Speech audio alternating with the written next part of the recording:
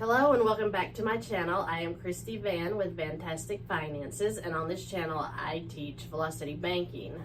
So in the previous video we were talking about the difference between the lines and the loans. So if you want to go back and review the previous videos that discuss the loan, what it is, and the line of credit, what it is, do so, and then you'll understand how we move on into this video, which is going to discuss the different types of interest that the bank uses when they issue a loan or a line of credit. So let's begin. So what is the difference? These are two completely different systems used to calculate interest. You have the simple interest and you have the amortized interest. So lines of credit have simple interest, and the loans, like a mortgage, student loan, car loan, will have an amortized interest. Now remember, in the first video when we talked about the loans, the amortized interest is on an amortized repayment schedule, meaning that every payment that they set up for you to make is exactly the same throughout the life of the loan, and each payment has principal and interest. It is a one-way lending instrument, meaning you put your payment in and it's gone. You cannot access that again. Let's talk about how the difference between temperature can be measured. So you have Celsius and Fahrenheit. Celsius is lower, right? So 1 degree Celsius, and then you've got 32 degrees Fahrenheit. Well, which is hotter? The Celsius. So the 1 degree Celsius is much hotter than the 32 degrees Fahrenheit. That's the difference between the loans. They're just two different systems, and the simple interest has always got a higher rate. You'll see your credit cards, they have an 18 to 26 usually. I've seen them go up to 29, 32% interest rate. But then you have the mortgage and the car loans, well, they're always down to 2.5.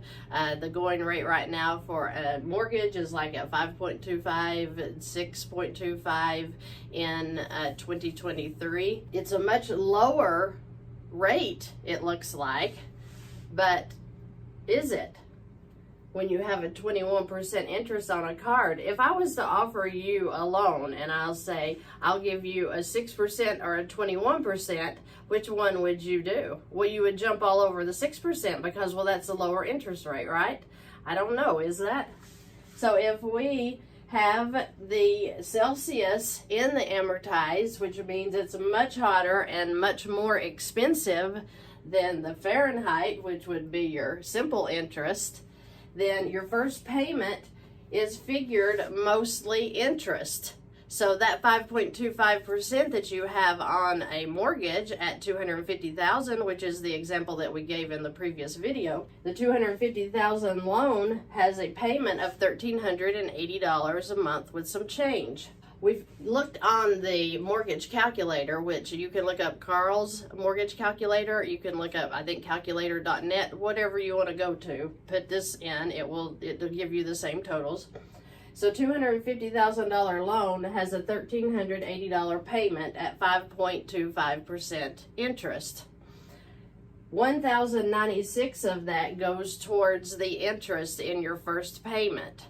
So if you let this payment run out over just 4 years, you have made $66,264.44 in payments.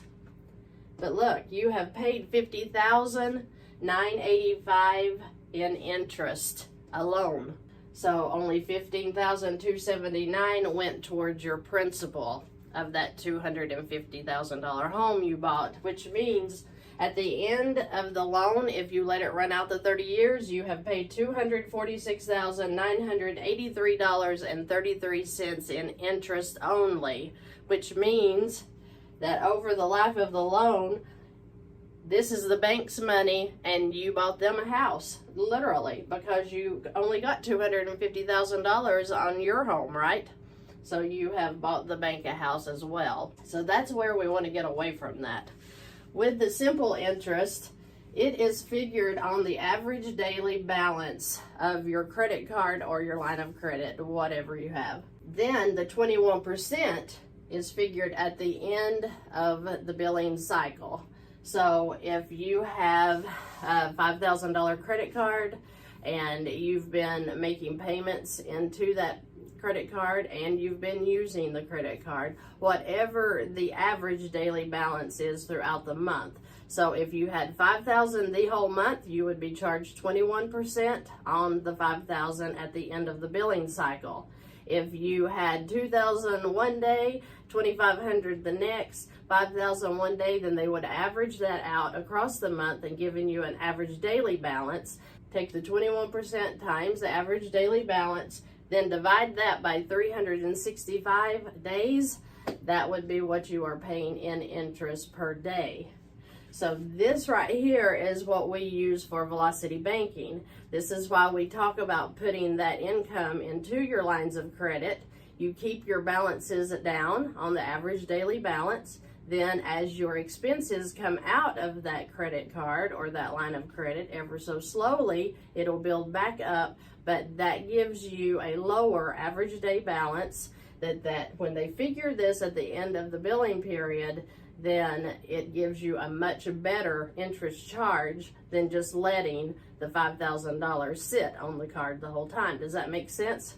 I hope so. I hope that these videos have given you a better idea of what a loan and a line of credit is and how those interest rates are figured on each. If you have any questions or comments, please leave them below. I'll be glad to answer them. If I don't know the answer, I'll find out for you. And I appreciate you watching. My subscribers are very, very kind. I appreciate you. Please like and subscribe so that we can get this word out to everybody throughout the United States and the world, so that everyone will have an opportunity to see how the system is set up for the wealthy, and we want to live in that manner so that we too can build wealth throughout our lives.